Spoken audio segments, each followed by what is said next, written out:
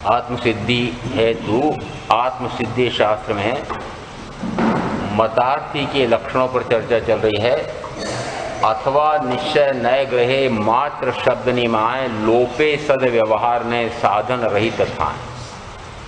यदि वह मात्र निश्चय नए की बातें करता हो, ज्ञान बघारता है, डींगे हारता है, हाँकता है कि मैं तो शुद्ध बुद्ध निर्मल निर्विकारी आत्मा हूँ, विकार तो मुझे छू ही नहीं सकते हैं, विकार की पर्याय तो मात्र एक समयवर्ती होती है और मैं तो त्रिकाल शुद्ध हूँ, ऐसा मान करके वह बाह्य में साधन क्या करता है? तो बाह्य में वह जैसा अपना कार्य, व्यवसाय, उद्योग, धंधा, घर के कार्य, नौकरी सारे उसमें कार्य करते हुए राग आदि में लिप्त हो रहा है, इंद्रिय विषयों में आसक्त भी हो रहा है और बातें करता है कि मैं तो राग आदि से रहित शुद्ध वीतराग स्वरूपी आत्मा हूँ और मैं तो जब चाहूँ तब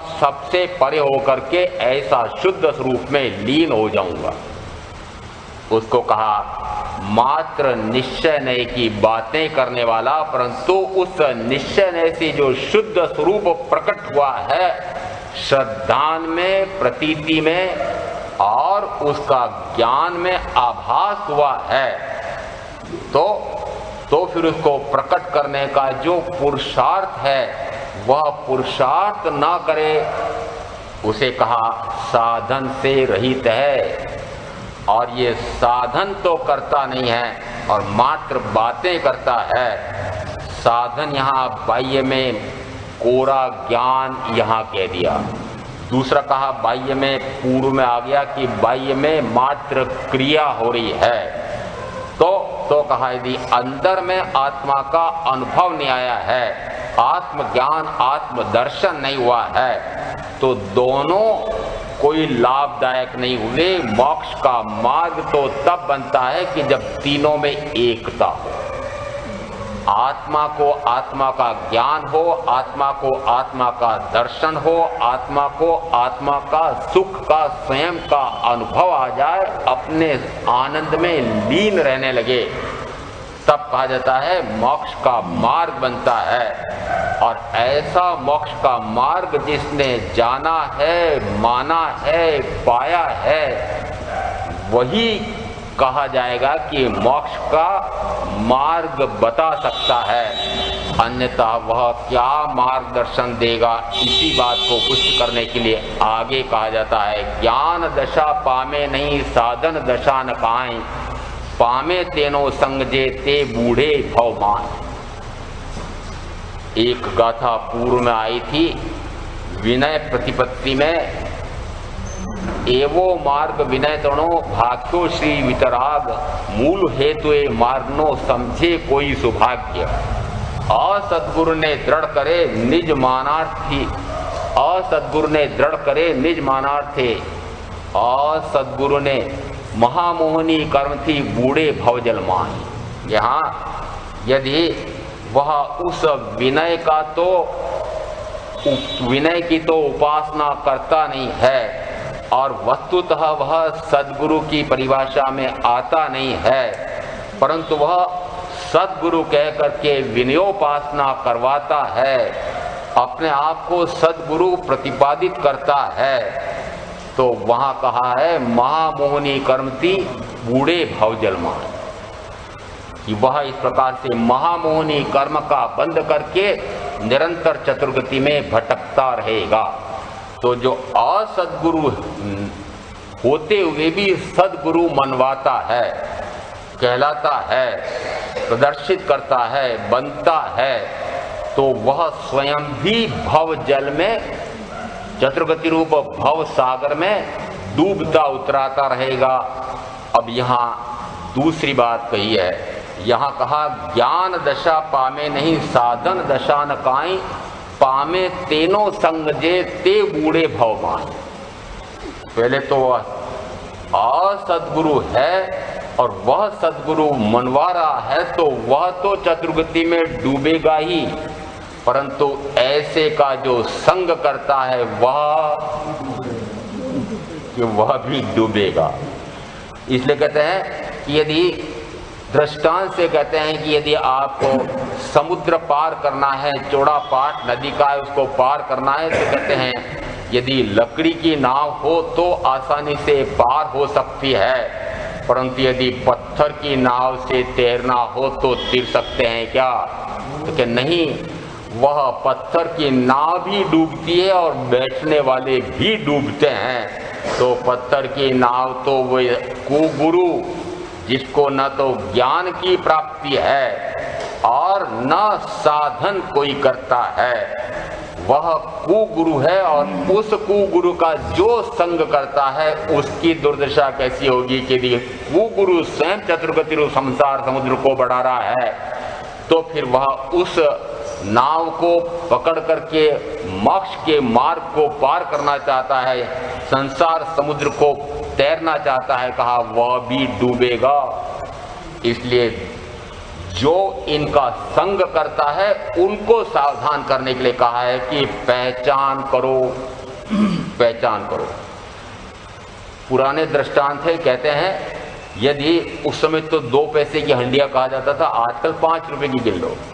यदि 5 रुपए की हंडिया लाना हो, कलश लाना हो, तो उसको 10 बार फिरा फिरू करके देखते हैं और हाथ से बजा बजा के देखते हैं कि कहीं फूटी तो नहीं है, जोजरी तो नहीं है, कहीं छेद तो नहीं है। और यदि आपने गुरु की परीक्षा नहीं की, कहते हैं कि वहाँ तो हो सकता है 5 रुपए का नुकसान हो सकता है 5 करोड़ का नुकसान हो जाए, वह तो फिर भी बाह्य में है। परंतु यदि कुगुरु सदगुरु की पहचान नहीं की तो कहते हैं सर्वनाश। क्यों? क्योंकि इस भव को भी नष्ट किया और भवों भव नष्ट कर दिए। क्योंकि एक बार कुमार्ग पर चढ़ गया, क्या मान करके चढ़ गया? यही सुमार्ग है। यदि सुमार्ग समझ करके उस कुमार्ग को चढ़ गया, पहचाना ही नहीं कि सुमार्ग है कि कुमार्ग है, मात्र उस कुमार्ग को ही सुमार्ग मान लिया, तो कहा इस भव में भी दुखी और भवों भव व चतुर्गति में जन्म मरण का अनंत दुख पाएगा। इसलिए ऐसे शिष्य को भी सावधान किया है कि ऐसा मत करना, पहचान पहले पक्की करना। आप पहचान किस प्रकार से करते हैं, थोड़ा सा नमूना आपका बता देता हूं। जिस समय कभी घटी हुई घटना भी मान लेना, कभी दृष्टांत भी मान लेना। जम्मू से जयपुर जाते समय कुछ ऐसे क्षेत्र आए, अंदर गया आहार लेने के लिए। पहले तो मेरी तरफ देखे, थोड़ी देर उसके बाद बोली, महाराज आप कौन से टोले के हैं, आप कहाँ से आ रहे हैं, आप कहाँ जा रहे हैं, आपके गुरु कौन हैं, आप कौन से टोले के संप्रदाय के हैं। मैंने कहा ये मुपत्ति दिखाई नहीं दे रही क्या, मैं किस स्थानकवासी संप्रदाय का हूँ। महाराज साहब अभी तो दूध गर्म नहीं हुआ है, और फिर एक जगह गए तो महाराज मैं भी स्नान घर से आई हुई हूँ और अभी रेखाएं हाथ की गीली हैं। समझ गए क्या समझा? ये मेरी संप्रदाय के नहीं हैं, मेरी संप्रदाय के साधु या साध्वी ही सदगुरु होते हैं और ये तो कुगुरु हैं। इसलिए मैं इनको आधी रोटी या 100 ग्राम दूध भी क्यों दूं। आपकी पहचान कौन सी? अरे आधी रोटी देने के लिए आपने मेरे से 10 प्रश्न पूछे और फिर कहा वो रोटी तो महाराज बनी नहीं है। कौन सी पहचान की? ये पहचान हुई? किसके लिए पहचान? अरे आधी रोटी देने के लिए आप 10 प्रश्न खड़े कर रहे हैं, परंतु जिस समय आप उनको सदगुरु मान करके उन पर सर्वार्पण करना चाहते हैं, तन से, मन से, धन से, सबसे उन पर अर्पित होकर के उन्हीं के सुपुर्द होना चाहते हैं कि बस आप ही मेरे नैया को पार करने वाले हैं, आप ही मेरे खेवनहार हैं, आप ही मेरे ऐसे संसार समुद्र को पार कराने वाले सच्चे पथिक हैं। ऐसा मान करके यदि उनको समर्पित हो रहे हैं तो एक नहीं 10 प्रश्न पूछो। कितने? 10 क्यों बोला है? 2, 3, 4 क्यों नहीं बोला? 10 प्रश्न पूछे थे हमारे यहाँ।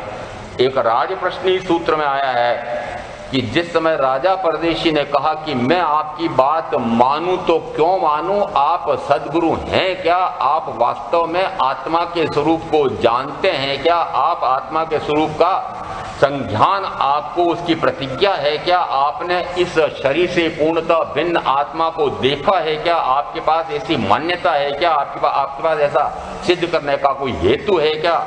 आपके पास ऐसा संकल्प दिवसान है क्या? और क्या आपने ऐसा प्रत्यक्ष प्रमाण से जाना है क्या कि ऐसी आत्मा शरीर आदि से पूर्णतः भिन्न है?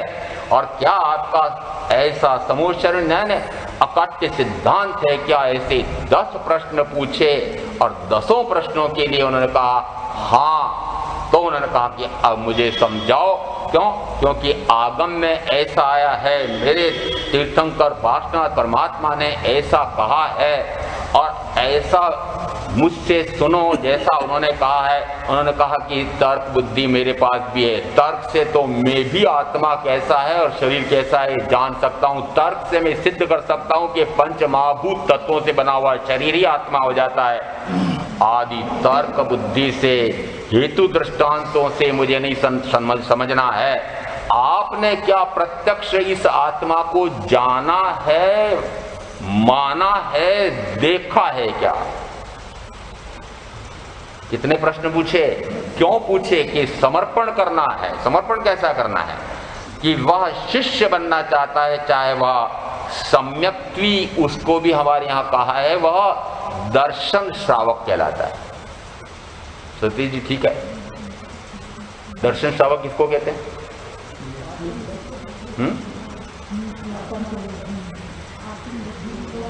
आत्मदर्शन जिसको हो गया, आभा प्रकट होगी ज्ञान की। जिसको आत्मदर्शन हो गया है वह दर्शन श्रावक है। किसका दर्शन कर लिया? आत्मा ने आत्मा का दर्शन कर लिया है। अब वह मोक्ष मार्ग का पथिक है। सुबह सुबह आओ मोक्ष मार्ग पथगामी बने। महावीर मिशन में मोक्ष मार्ग पथगामी बने और उसमें कहा कि पहले क्या आत्मा को आत्मा का ज्ञान, आत्मा को आत्मा का दर्शन, आत्मा को आत्मा का सुख का अनुभव हुआ है क्या? तो यदि ऐसा अनुभव हो गया है तो वह मोक्ष मार्ग का पथिक माना जाएगा। चाहे बाह्य में कोई क्रिया नहीं हो रही है, चाहे बाह्य में कोई भी ठोकरे गाथाएं आगम रटे नहीं हो, परंतु आत्मा का ज्ञान और दर्शन सम्यक हो चुका है, वह दर्शन श्रावक कहलाता है। अभी आपकी अपेक्षा से कहा जाएगा वह अविरत सम्यक दृष्टि चौथा गुण स्थानवर्ती है, परंतु क्या कहा उसको? दर्शन श्रावक। यहाँ वह किसकी आराधना कर रहा है? आत्मदर्शन की आराधना। किसकी? आत्मा की आराधना कर रहा है। वह हो सकता है बाहर में एक नौकारसी का तप भी ना करता हो, बाहर में वह कोई आगम रटना का काम नहीं कर रहा हो, तब भी यह कहा है ज्ञान दशा पामे नहीं। ज्ञान दशा किसे कहा जाएगा? कि जिसको आत्मा का आत्मा को ज्ञान हुआ हो उसको कहा ज्ञान दशा। और ज्ञान दशा का अर्थ क्या हुआ? बाह्य में उसका फलित क्या होना चाहिए? कल प्रधान जी बड़ा वो कह रहे थे, हाँ आज बात इतने दिन में सही कही आपने कि बातें करते हैं ज्ञान की और वास्तव में उस ज्ञान के अनुसार बाह्य में होता तो कुछ नहीं है। वही घोड़ा वही मैदान शब्द बड़ा अच्छा लगा होगा इनको, लगा क्या? वही घोड़ा वही मैदान। जिस समय बाहर में वर्तन कर रहे हैं, यदि बाहर में तो वही राग आदि में वर्तन हो रहा है। जैसे ही बाह्य में निमित्त मिला, 8 से 9 प्रवचन निरंतर सुने और फिर 3 से 4 निरंतर स्वाध्याय भी सुना और इतनी बारीकी से आत्मा के शुद्ध स्वरूप का निश्चय से ज्ञान और भान करके फिर कहा कि परमार्थ में 2 प्रकार से कहा जाता है। एक कहते हैं तीर्थंकर परमात्मा सद्गुरुदेव, दो प्रकार से कहते हैं, एक कहा जाता है सिद्धांत बोध और दूसरा कहा जाता है उपदेश बोध। सिद्धांत बोध क्या कि उस बोध से उसको सिद्धांत में यह पक्का हो जाता है, तत्व से यह पक्का कर लेता है कि मैं तो मात्र शुद्ध आत्मा हूं। उपदेश बोध क्या है? उपदेश बोध है कि अब उस शुद्ध आत्मा को प्रकट करने का प्रबल पराक्रम फोड़ो। अब प्रबल पराक्रम कैसे फोड़ा? महाराज, आज मैं 3 से 4 में इसलिए नहीं आई कि सारे व्यक्ति भोजन करने के लिए ऐसे समय सोमवार को आते हैं कि मेरा स्वाध्याय छूट जाता है। मैंने कहा यदि 30-40 दिन तक लगातार ऐसे गहन तत्व ज्ञान की व्याख्या सुनी और फिर किसमें आसक्त हुए कि परिवार की मोह ममता में पड़ गए तो फिर कचूमर हो गया, सारे तत्व ज्ञान का ज्ञान दिशा पामे नहीं। क्या हुआ? ज्ञान कहां गया? जो ज्ञान 40 दिन तक सुन करके पक्का किया और फिर उसकी परीक्षा आई। कहां परीक्षा आई? परीक्षा में सफल तब माना जाए ये भोजन बना रखा है, ये अब आपने जो मुझे साधन लाकर दे रखे हैं उसमें जो भोजन ठंडा रखना चाहिए वो ठंडा रखने के लिए प्रक्रिया में रख दिया है, जो गर्म रखना चाहिए वो गर्म रखने की प्रक्रिया की यंत्र में रख दिया है, और मैं जा रही हूं 3 से 4 का स्वाध्याय है, खाना हो तो खा लेना।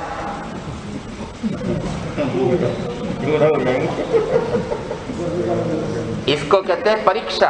परीक्षा किसको कहते हैं? जिस समय मोह का, ममता का, आसक्ति का, राग का, द्वेष का, कषाय का निमित्त आता है और उस निमित्त के अधीन नहीं हुआ तो कहो कि उस समय ज्ञान उपस्थित है। यदि ज्ञान हुआ है और उसके बाद में अज्ञान का, मिथ्यात्व का, मिथ्या मुहादि का निमित्त आता है और उस समय वह ज्ञान उपस्थित ना मिले तो ज्ञान कहा जाएगा।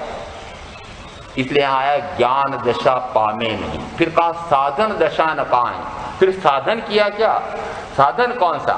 यदि ज्ञान से यह पक्का हुआ कि मैं तो वीतराग स्वरूपी हूं, यदि मेरा स्वरूप तो मात्र वीतराग है, रागादि मेरा स्वरूप, मेरा स्वभाव है ही नहीं। क्या पक्का किया? कर दिया ना? इतने दिन तक क्यों सुना? फिर क्या सुना? यदि इतने दिन से सुनते आ रहे हैं कि रागादि मेरा स्वभाव नहीं है, यदि रागादि स्वभाव नहीं है तो फिर ये साधन कौन सा होगा? साधन होगा यदि रागादि का निमित्त आए तो फिर मैं ऐसे साधन अपनाऊं कि जिससे रागादि ना कर पाऊं, ना करूं। तो साधन तो आ गया, रागादि में जाने का निमित्त तो आ गया। फिर जो सिद्धांत बोध दे करके उपदेश बोध दिया कि रागादि से रहित दशा प्रकट करने का प्रबल पराक्रम फोड़ना, ये कौन सा हुआ? उपदेश बोध। 2 प्रकार के उपदेश होते हैं, एक निश्चय न ऐसे, एक व्यवहार न ऐसे। यहां आप दूसरा शब्द दिया है कि यहां तीर्थंकर परमात्मा सिद्धांत से भी समझाते हैं कि सिद्धांत ऐसा है। निश्चय से, परमार्थ से ऐसे शब्द हमारे यहाँ नहीं है, परंतु प्रतिपादित किया कि तुम अनंत ज्ञान, अनंत दर्शन, अनंत चारित्र के धारक हो, अवर्णमय, अगंधमय, अरसमय, अस्पर्शमय हो। ये रागादि तुम्हारा स्वभाव नहीं है, तुम वीतराग स्वभावी हो, तुम मात्र शुद्ध हो, मात्र बुद्ध हो, मात्र मुक्त हो, तुम मात्र मोक्ष स्वरूपी, मोक्ष स्वभावी ही हो, मोक्ष ही हो। यदि इतना सिद्धांत बता करके फिर कहा जैसा हो वैसा होते क्यों नहीं हो, उल्टे क्यों चल रहे हो? तो जो उल्टे चल रहे हैं उसको वापस सीधा चलने के लिए जो कहा वह साधन दशा।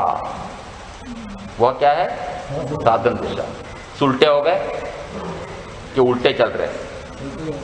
यदि उल्टे चल रहे हैं तो कब तक ऐसा चलता रहेगा? अनंत काल से तो मैं कोई साधन कर नहीं रहा था। सिद्धांत हो सकता है मैंने भी सुना हो और समझ लिया हो कि हो भगवान महावीर ने ऐसा ऐसा तत्वावबोध दिया है, तत्वावबोध तो बड़े शान से सुनकर के बड़ा बघारने लगा, परंतु यदि उस प्रकार का साधन नहीं अपनाया कि वह सिद्धांत वस्तुतः प्रवर्तन में आ जाए, वैसा ही वर्तन हो। वर्तन कैसा हो कि कषाय से अकषाय में, क्रोध, मान, माया, लोभ, ये 4 प्रकार के कषाय कहे जाते हैं। अब यहाँ क्रोध से अक्रोध में, अक्रोध से फिर क्षमा में, क्षमा से मात्र आत्मा में। तो क्षमा परम क्षमा हो गई ना। क्षमा अक्रोध का ही एक और उच्च स्तर का भाव है। वस्तुतः उसमें हो सकता है कि अभी यह पड़ा हुआ है कि जा मैंने तेरे को माफ किया, अहंकार भी आता है। क्षमा किसको कहते हैं? क्षमा का अर्थ होता है कि जिस व्यक्ति ने मेरे साथ कोई भी बुरा व्यवहार किया है, कटु वचन कहा है, हानि पहुंचाई है, उसके प्रति लेश मात्र भी क्रोधादि का विकार ना आए। तो विकार ना आए उस समय क्या करना पड़ेगा? निर्विकार अवस्था में चला जाऊं तो विकार ना आए। तो निर्विकार अवस्था प्रकट करने का साधन कौन सा होगा? अब जो साधन हो।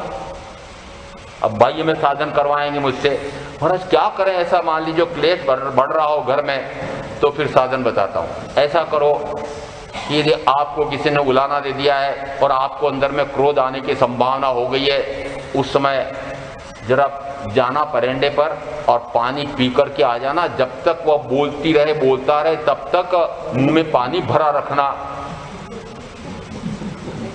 क्या हुआ ये?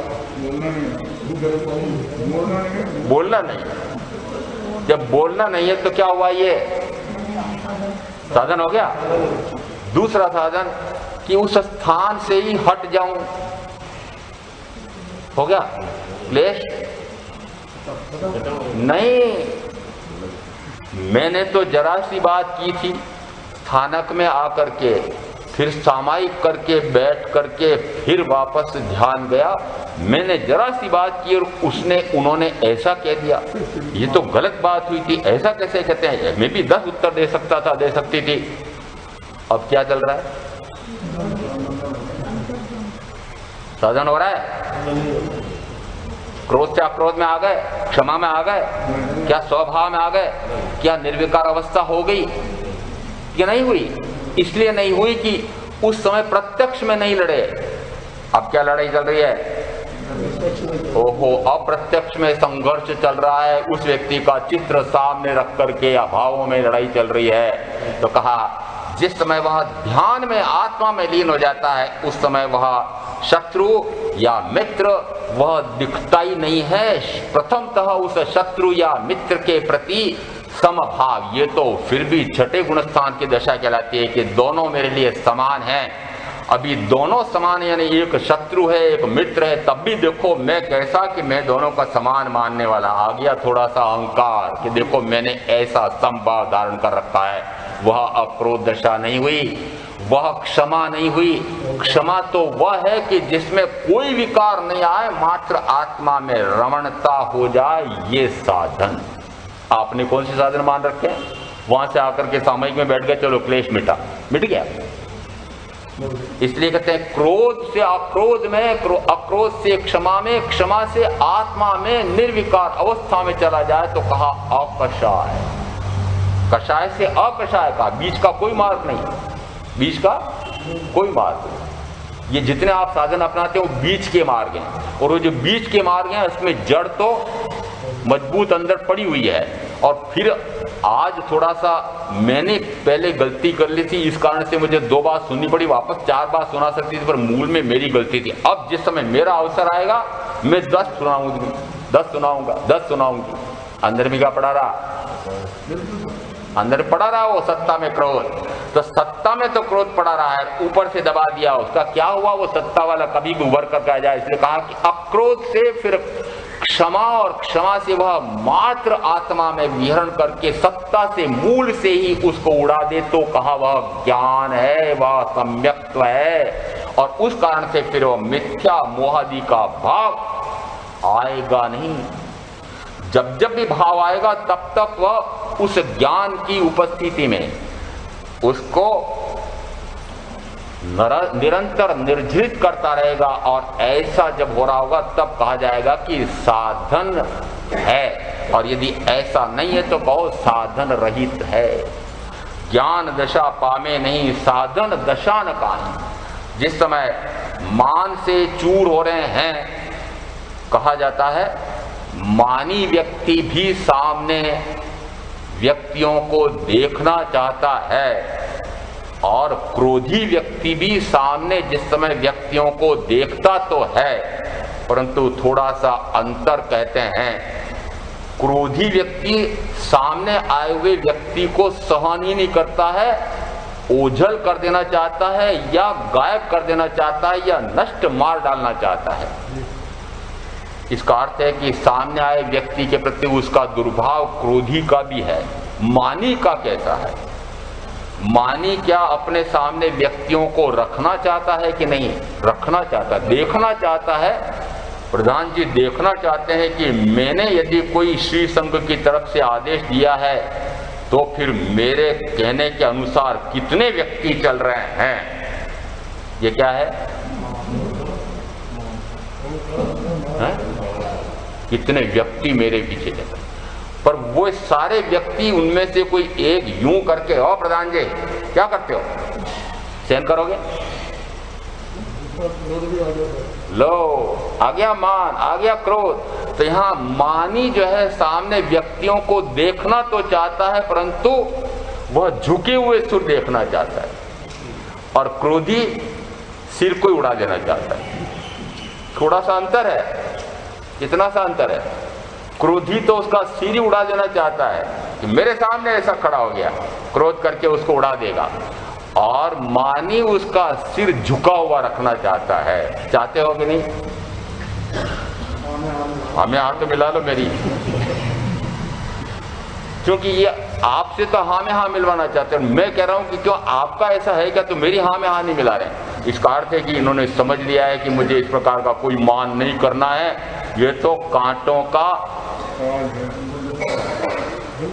है। चलो कांटों का ताज मान लिया हो तो फिर सेवक बनकर के कार्य कर सकते हैं, और मैं इनका अधिपति हूं, मैं संगपति हूं। यदि ऐसा मान लिया तो मान, अरे फिर यहाँ उदाहरण यही का उदाहरण ले लिया, ऐसे है नहीं, वो तो समझाने के लिए करना पड़ता। किसी भी पद पर बैठे हुए हैं, चाहे माँ का पद हो, चाहे पिता का पद हो, चाहे पत्नी का या पति का, चाहे दादा का, चाहे पुत्र का, कोई सा भी पद, जो पद आपने परिवार में ले रखा है, जो पद आपने समाज में ले रखे हैं, जो पद संघ में, जो राज्य में, जिसने जो जो पद ले रखे हैं, उस पद का उसको अहंकार।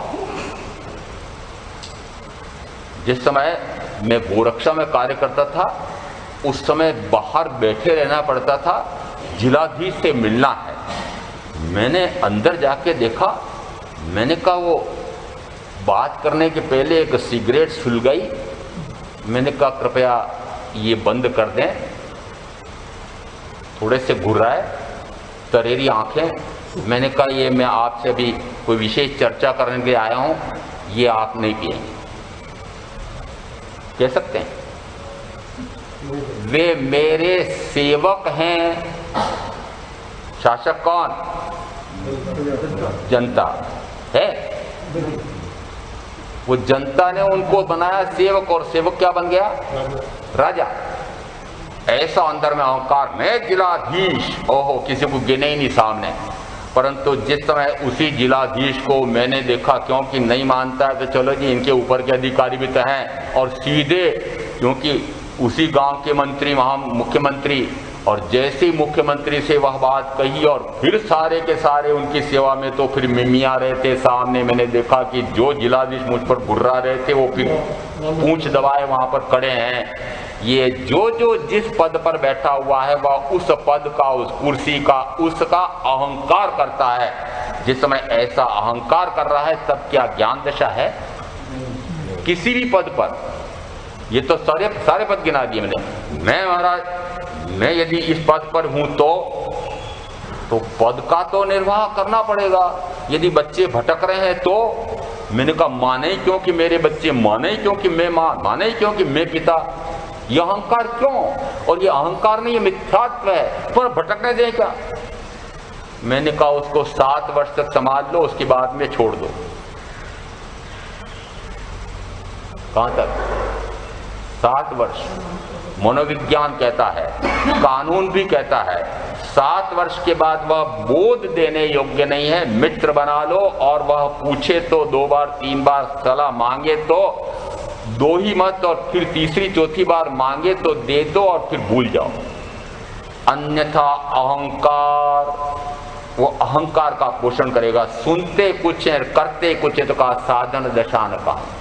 यहाँ जो जो आपके संदर्भ से आ रहे हैं उसी प्रकार से छल प्रपंच कपट, उसी प्रकार से लोभ तृष्णा, ये मृग तृष्णा, ये सारे चल रहे हैं। राग चल रहा है, द्वेष चल रहा है। अब थोड़ा सा मैं अपने संदर्भ से कहूं, क्योंकि ये पहले तो अपने संदर्भ से बात आई है, फिर आपके संदर्भ से आएगी। मान लीजिए अब आपको चुनाव करना है। यहाँ एक आपके किसी स्तवन में लोभी गुरु तारे नहीं, ऐसा मैंने कहीं सुना हुआ है। आया क्या? महामंत्री जी बोलो तो सही। लोभी गुरु तारे नहीं, क्या अर्थ है इसका? गुरु को कोई लोभ है? यदि गुरु को शिष्यों का लोभ है, यदि गुरु को अपने परिवार का लोभ है।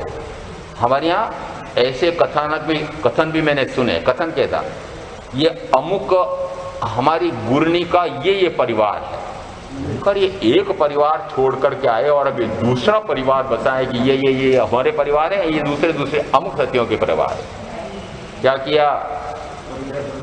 परिग्रह कर लिया। किसका परिग्रह? अरे वहां पर हम तो हमारे दो का परिग्रह छोड़ करके फिर अब यहाँ पर ये शिष्य का परिग्रह, मेरे शिष्य, फिर मेरे नहीं मेरे वो प्रशिष्य, फिर मेरे प्रशिष्य, तो उसके लिए नाम ये मेरे शिष्य, ये मेरे पौत्र शिष्य, मेरे प्रपौत्र शिष्य। मैंने कहा प्रपौत्र शिष्य, प्रपौत्र शिष्य क्या होता है? कौन सी परंपरा आ गई जो आप क्या है? अभी भी वही भाव चल रहा है, मेरे पौत्र शिष्य, प्रपौत्र शिष्य। मैंने कहा अभी भी देखो 4 पीढ़ी देख करके उनको बड़ी प्रसन्नता होती है, वो सोने की निशान नहीं चढ़ता ग्रस्त। पर मैं भी ये सोचूं मेरे भी ऐसे पौत्र शिष्य, प्रपौत्र शिष्य। अरे पौत्र शिष्य कहां से? वो शिष्य नहीं हो तो प्रपौत्र शिष्य कहां से होगा? आवश्यकता ही नहीं है मैं शिष्य बनाऊं। प्रथमतः तो चाहे त्रिदंडी हो गए थे मरीचि, निरंतर यही कहा करते थे कि देखो भाई ज्ञान तो वहां समूह शरण में तीर्थंकर ऋषभदेव के पास ही है, मेरे पास नहीं है। तुमको यदि ज्ञान दर्शन की प्राप्ति करना हो, मोक्ष मार्ग के पथिक बनना हो, तो तीर्थंकर ऋषभदेव के समूह शरण में जाओ। जो भी उनके पास आते थे कहाँ भेजते थे? भगवान के पास भेजे। फिर होते होते अवस्था बदलने लगी, वृद्धावस्था आने लगी। उन्होंने कहा मैं सारे शिष्य उधर भेजता रहूंगा तो मेरी सेवा कौन करेगा? क्या आया है? बड़ा जल्दी पकड़ते हो धर्म भाई। लोभ आ गया, शिष्य बनाने चाहिए। और शिष्य किसके लिए? सेवा के लिए। हाथ पे टूट गए क्या? मुझे कहते हैं महाराज आप हमको आज्ञा दे दो। मैंने कहा क्या? बोले आप ये इस प्रकार से प्रातःकाल हम देखते हो बड़ा अजीब लगता है। एक हमारे साथ भाई होता है पंकज, महाराज मैं हट्टा कट्टा नौजवान है क्या, मैं हट्टा कट्टा नौजवान और आप 75-76 वाले, और आप बाल्टियां उठाकर जाओ, फिर ये दूसरे यहाँ 2-3 मिलते हैं। महाराज आज्ञा दे दो हमको कि ये सेवा हम करें। सेवा करना, सेवा करवाना। साधु जो कार्य स्वयं करने की योग्यता हो, स्वावलंबी, संयमी को क्या कहा? स्वावलंबी। तो फिर उसको शिष्य, और शिष्य में सेवादार शिष्य क्यों चाहिए? शिष्य यानी तीर्थंकर परमात्मा के तीर्थ को अविच्छिन्न रखने के लिए एक अपेक्षा, एक लक्ष्य। दूसरा लक्ष्य कि यदि वह कोई ज्ञान दर्शन चारित्रतापूर्व मोक्ष मार्ग की आराधना करके अपना आत्म कल्याण करना चाहे और वह मुझसे इस प्रकार का लाभ लेने का इच्छुक मुमुक्षु जीव हो, तीव्र जिज्ञासु हो, तो बने तो बने। इसको तो कहा सदगुरु। और यदि सेवा करने वाला चाहिए, जैसी सेवा करने वाला चाहिए वैसे ही पहले सम्यक्त थी और फिर क्या हो गया, चाहे त्रिदंडी थे तब भी ज्ञान में अभी गिरे नहीं थे, दर्शन में गिरे नहीं थे, बाह्य में चारित्र में कुछ कमजोरी आ गई थी, परंतु जैसे ही शिष्य बनाना चाहिए सेवा कौन करेगा ऐसा भाव आते से ही मिथ्यात्व आ गया। अब समझ लेना, मैंने मान लो ऐसा ही लक्ष्य रखा हो तो इसलिए मैंने तो वर्तमान में जो मेरे साथ हैं उनको शिष्य अपना बनाए। और यदि इस प्रकार के लोभ यानी ये भी लोभ है तो फिर आगे गिना दूं, थोड़े बहुत गिना दूं, हमारा सब मत गिनाओ, ये सब हम जानते हैं, हम सब जानते हैं। क्या जानते हैं कि यदि मैं अपने गुरु की समाधि बनाने के लिए बड़ी भव्य योजना बना करके आपके सामने कहूं, देखना भाई इतने करोड़ की योजना है, आप जरा देखना। यदि एक मेरी प्रेरणा से चिकित्सालय औषधालय चल रहा है, वहां पर ऐसा कहा जाता है कि अमुक प्रकार का यंत्र उसकी परीक्षण के लिए उपयुक्त नहीं है, जरा देखना, आप सक्षम हैं, ये पुण्य का कार्य है, देखो जरा। क्या हुआ, मेरी प्रेरणा से वह संस्था चल रही है। किसकी प्रेरणा से? मेरी प्रेरणा से। एक तो आ गया मेरा आ गया है ना मिथ्यात्व, मेरा आ गया ना मिथ्यात्व। फिर मेरी प्रेरणा से चल रहा है, इसका अर्थ है कि मेरी प्रेरणा से इतनी उत्कृष्ट पुण्य प्रवृत्ति चल रही है, तो फिर आ गया अहंकार, और अहंकार के साथ पुण्य प्रवृत्ति चल रही है, उसको मैंने उत्कृष्ट माना तो घोर मिथ्यात्व। और उसके साथ फिर ये कि देखो अमुक महाराज की प्रेरणा से, उनकी अनुकंपा कृपा से ऐसा ऐसा हमारा स्थानक बन गया, ऐसा ऐसा हमारा स्थानक बन गया। साथ में कौन जुड़े? फिर यदि वह नाम कहीं शाम पट्ट पर, पट्टी पर, संगमरमर पर गुरु का न लिखा जाए तो मैंने प्रेरणा दी और उस सभागृह पर आपने उद्घाटन का समारोह के सारे अपने अपने नाम तो दे दिए, मेरा नाम नहीं दिया। अरे इतना उलाना देने की आवश्यकता ही नहीं पड़ेगी, पहले आप लोग बड़े सजग हैं, देते हैं तो नाम दिया नहीं, आपने नहीं दिया। चलो यहाँ के तो अरिहंत नगर है ना, तो अरिहंतों का है। जिस समय इस प्रकार से नाम ही नहीं, गुरु मंदिर, गुरु मूर्ति, गुरु का नाम, ये क्या कौन से में आया कषाय में? मान कषाय। आगे आगे और कहूं तो कि यहाँ यह माया कषाय, और इसके साथ गिनो तो लोभ कषाय। और जिस समय आप उस स्थानक का, उस संस्था का यदि कोई भी समारोह उद्घाटन का हो रहा हो या उसकी वार्षिक प्रगति हो रही, तो अमुक महाराज साहब की प्रेरणा से हमारा ऐसा बन गया है, यदि ऐसी घोषणा सुनकर के मुझे अंदर में प्रमोद हो रहा हो, आहा देखो मेरी इतनी प्रशंसा हो रही है, गया गर्त में महाराज कहाँ रहे, कहा कि वह सद्गुरु नहीं है, न तो ज्ञान है, न दर्शन है, न चरित्र है, तीनों विपरीत चले गए हैं, मात्र वेश कपड़े बचे हैं। वंदना किसको करूं? कपड़ों को, कपड़ों को वंदना करूं क्या? ओके पात्रे को वंदना करूं?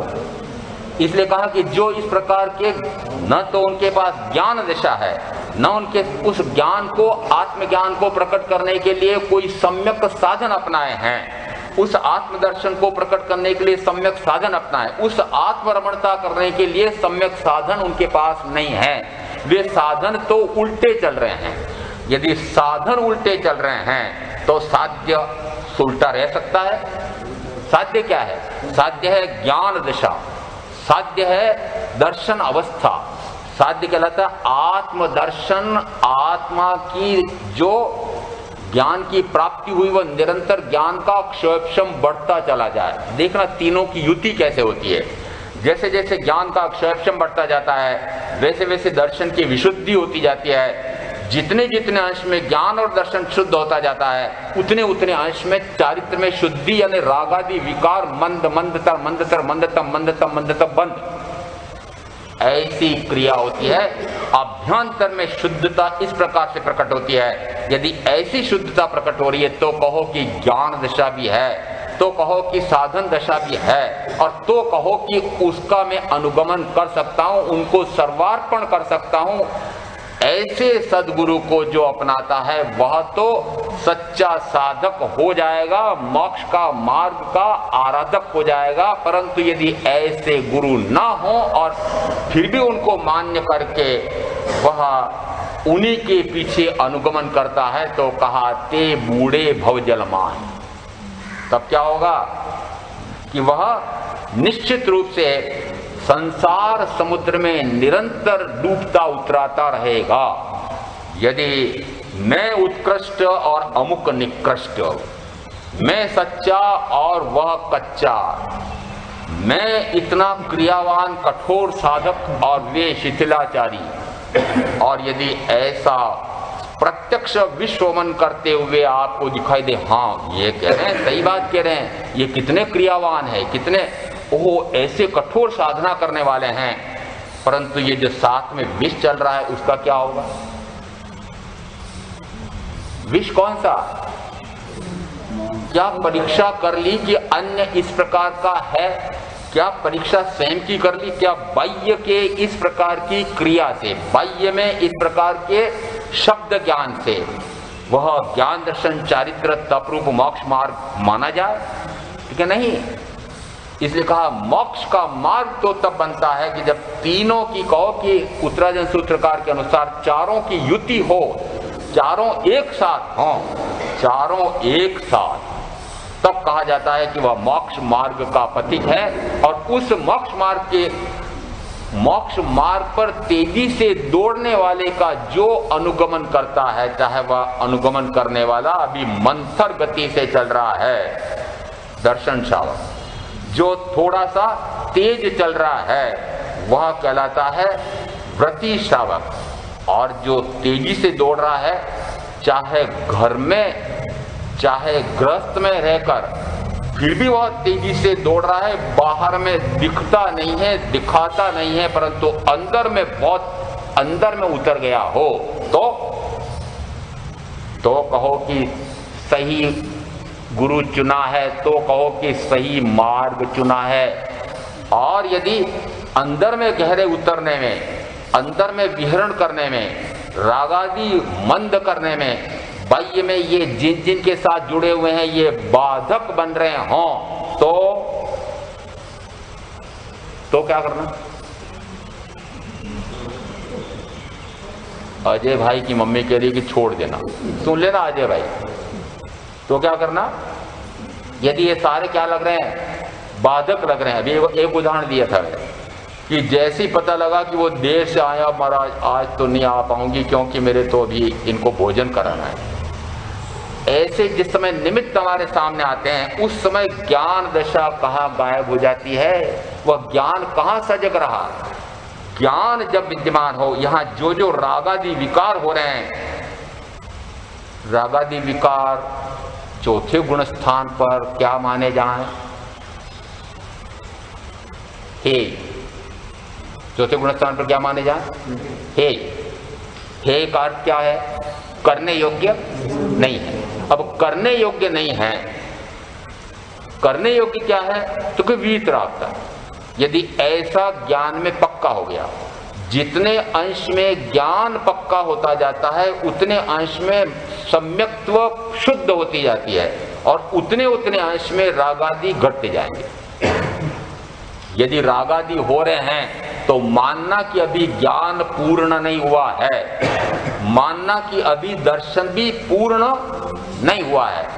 जिस समय जिसके प्रति रागादि हो रहा है उसको जाना है अपना, उसको देखा है अपना, इसलिए उतने अंश में उसको अभी रागादि होते हैं। करना चाहता है? करना नहीं चाहता है। अब करना नहीं चाहता, उसको सुनेगा कहां? करना नहीं चाहिए, कहां सुनेगा? क्योंकि पुनः वह ज्ञानी गुरु के पास जाएगा और वह फिर समझेगा कि भगवान मैंने बहुत प्रयास किया था कि रागी द्वेषी मोहियों के निमित्त के बीच में रहकर के भी राग द्वेष मोह नहीं करूं, मंद से मंद तम करती जाऊं, तब भी वह नहीं हुआ है। क्या करूं, मेरे पूर्व के कर्म का बहुत प्रबल उदय है।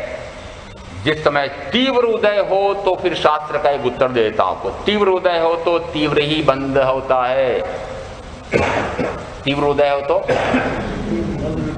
तीव्र ही बंद होता है। जैसे ही मेरे पास आएंगे कहूंगा अरे यदि कर्म का उदय तीव्र था तो फिर भाई तीव्रतर पुरुषार्थ क्यों नहीं किया।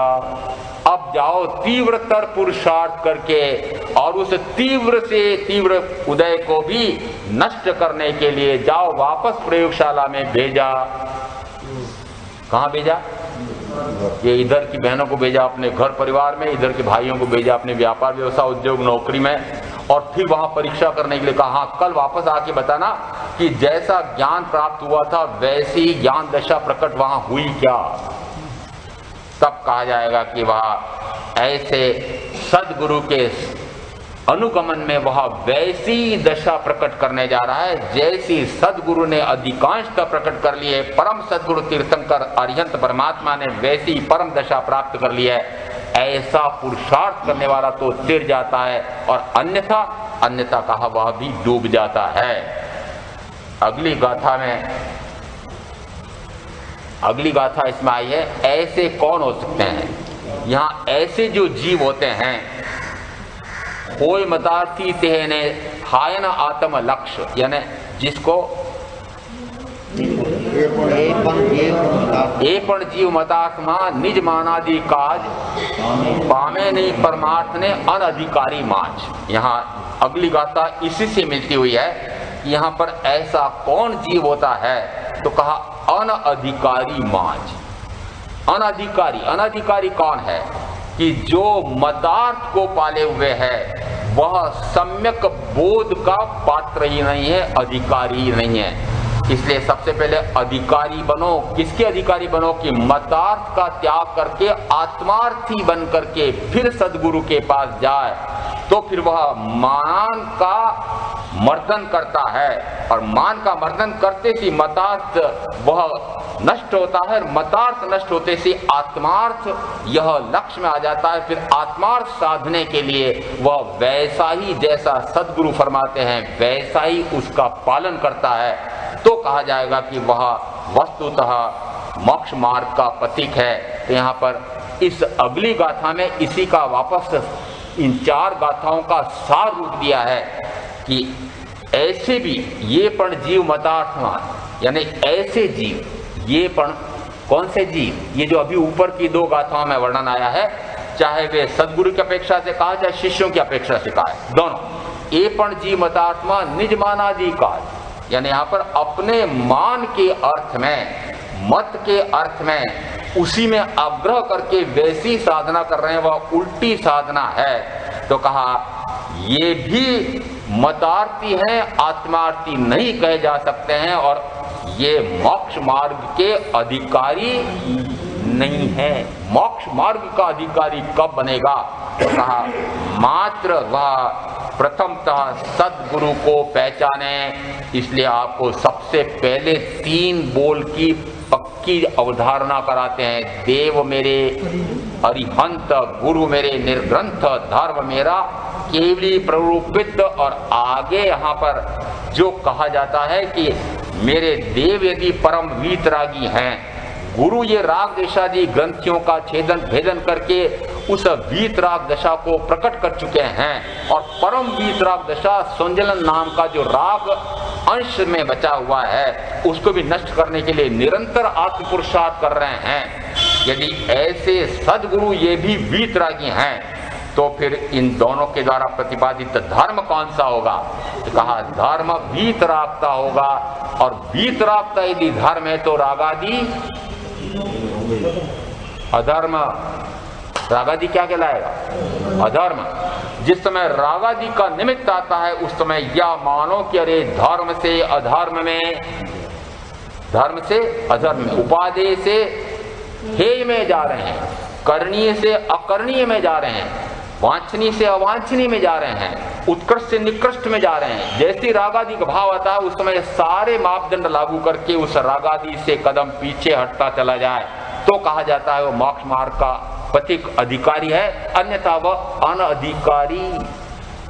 और यहाँ ये दो बातें इसमें बहुत महत्वपूर्ण है। उस मोक्ष मार्ग का अधिकारी बनता कब है कि मोक्ष मार्ग पर जिन्होंने अधिकार कर लिया है, ऐसे तो सद्गुरु मिलें और उनके मार्गदर्शन पे वह उसी मोक्ष मार्ग पर चल पड़े तो कहा वह उस मोक्ष मार्ग का अधिकारी है। ऐसा तत्व का स्वरूप समझ करके में आप जो साधना करेंगे उनका अवश्य कल्याण होगा।